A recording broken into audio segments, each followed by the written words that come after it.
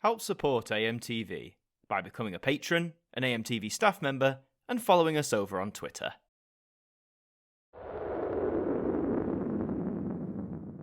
Hey there guys, it's Adam Martin here, and welcome back to another episode of the Now Review. And for this instalment we're going to be taking a look at a genre that I'm not familiar with, and as a result, it's sadly one of my least favourite Now spin-offs. We're going to be taking a look at Now That's What I Call House. Let's have a look at the album. So here's the cover. I do quite like the house, the typography used here, the sort of, like it's coming out from the ground sort of thing.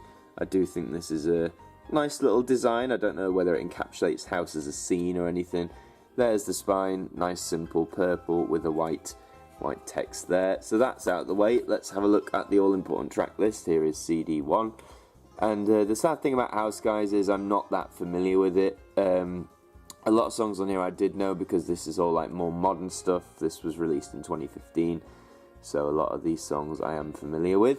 However, as we get into CD 2 and beyond, as we get further down, well, again, these are 2015 too, but along the way as you go, it's mainly CD 3 by the looks of it then.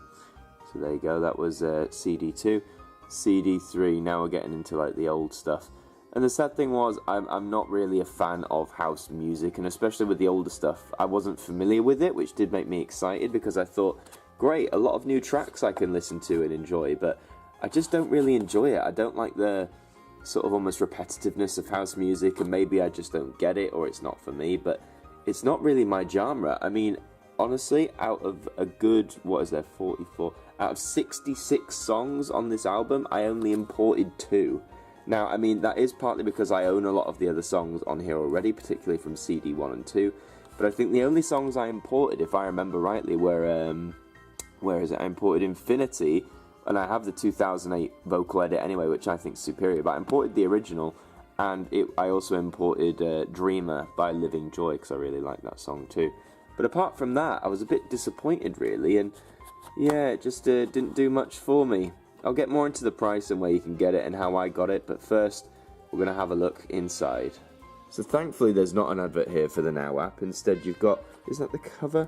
It's not the cover, but it's, you know, you got all the speakers, wall of speakers, which I imagine house gigs are like, and colourful balls for some reason. Does it echo the 90s? Who knows? I'll let you be the judge. Now here's the disc, silver with a pink trim. I actually do quite like the pink trim around the title, that's quite nice, but silver, grey, it just looks a bit bland. Now the other discs do something similar here. You have a light blue trim and here you have a yellow trim. But I don't know, there's just something about the starkness of it, and I don't know if that again is meant to represent house as a genre, because I thought house was meant to be quite lively and quite varied, but sadly these discs, they're just not doing it for me. So with this album, where can you pick this up? Well, I picked mine up from CEX for £3, and I was even disappointed at getting it for £3, because when I buy these I like to think, okay, on iTunes, which I still use, I'm probably one of the few people who still buy songs off iTunes, but, you know, every song's 99p or £1. Now, if I'm paying £3 for this, if I can find at least 3 songs on here to import over, I've made my money back. I only found 2, so in my mind, I'm £1 out of pocket, which is a real shame. But, yeah, you can find this in CEX. I don't think you can get this in HMV anymore. It has been 3 years, and they tend to swap them out every 2 or 3 years. Some HMVs still might, but you never know. So second-hand places are your best bet now, but you can probably find it for very, very cheap, as I did. Only £3 I paid. Now, the thing with the track list, as I said, if you love house music of the classic house and modern house, then of course you're going to like this. But I would just air a word of caution. If you are unfamiliar with house music, I'd maybe give a lot of these songs that you don't know a separate listen first, like maybe Spotify them or listen to them on YouTube.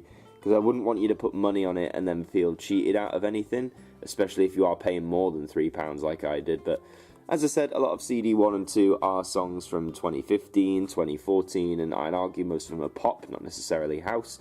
But CD 3 is really where you get in classic house, for want of a better word, and if you aren't familiar with it, I think it's something you need to brush yourself up on. But of course, if you are a true fan of house and you really love the genre, you will not have this problem. Overall, sadly, I do think it is one of the weaker entries in the Now spin-off series, just because, I mean, it's partly down to personal preference, but I just think we have so much better selection. Like, last week when we looked at Classic Soul, I thought that was a perfect spin-off, and Power Ballads being another example.